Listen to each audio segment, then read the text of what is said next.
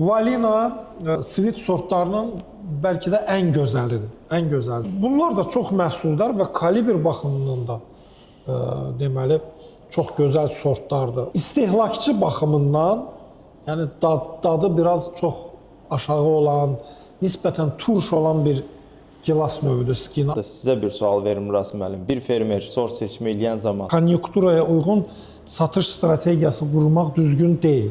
Ana sort kimi onun əkilməsi digər illərdə sizi yanılda bilər. bu ilin qiymətlərini nəzərə götürüb sort seçimi və ya bağ salımına girməyin. Salam əziz fermerlərimiz, indi isə orta gül açan sortlarımız barədə məlumat verəcək. Bu videolar hissə hamı yayımlanacaq.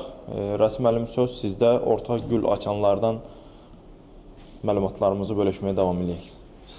Deməli, ümumiyyətlə orta vaxtı gül açan sortlar əslində çoxsu özü-özün tozlayan sortlardır və bu sortlarda demək olar ki, məhsuldarlıq baxımından problem olmur. Bəli. Baxın, svit sortlarının nisbətən gec gül açanları da, orta vaxtda gül açanları, Saretta çox məhsuldardır, özü-özünü tozlayır. Stefani məhsuldardır, özü-özünü tozlayır. Valina svit sortlarının bəlkə də ən gözəlidir. Ən gözəlidir. Özü-özünü tozlamır. Tozlayıcıya ehtiyacı var. Saretta, Stefani olmalıdır onu yəni. Amma çox gözəl sortdur yəni. Çox. Lorenz'dən sonra yetişir üçüncü. Bəli, Lorenz'dən sonra yetişir. Sonra royal sortlarıdır. Royallar nisbətən orta belə deyək, gec gül açan, orta gec gül açan. Bəli.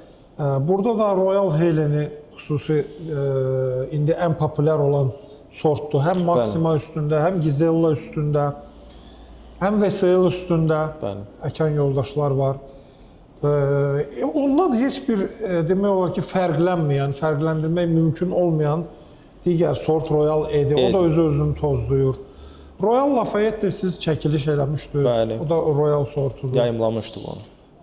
Bunlar da çox məhsuldar və kalibr baxımından da deməli çox gözəl sortlardır. 32-dən yuxarı kalibrli olan sortlardır.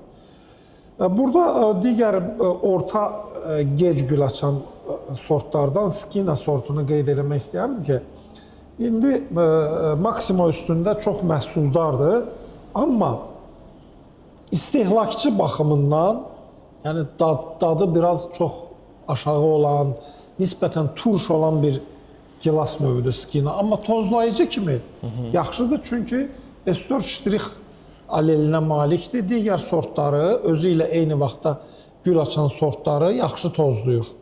Bu Skina qeyd edim ki, fantastik qiymətlərə satıldı. Sizə bir sual verim Rasim müəllim. Bir fermer sort seçimi eləyən zaman belə deyim, dadına, gilasın bir-ikisinə, daşınmasına baxıb sort seçimi eləməlidir sizcə, yoxsa satış potensialına?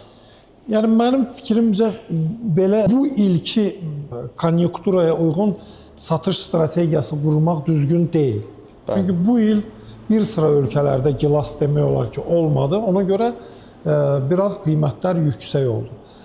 Amma baxmaq lazımdır yenə də bir sıra göstəricilərə, kalibra, dad potensialına, Brix'a, bunların heç birinə əslində Skina sortu cavab vermir.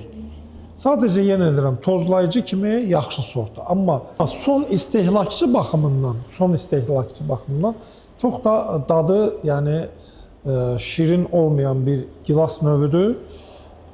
Tozlayıcı kimi mən yenə də məsləhət görürəm, amma ana sort kimi onun əkilməsi digər illərdə sizi yanılda bilər. Yəni, bu il yaxşı satılması o demək deyil ki, bunu ana sort kimi əkmək. Ana sort kimi hər zaman kalibri biraz böyük olan, nisbətən şirin olan, Brix'i yüksək olan gilaslara üstünlük vermək lazımdır.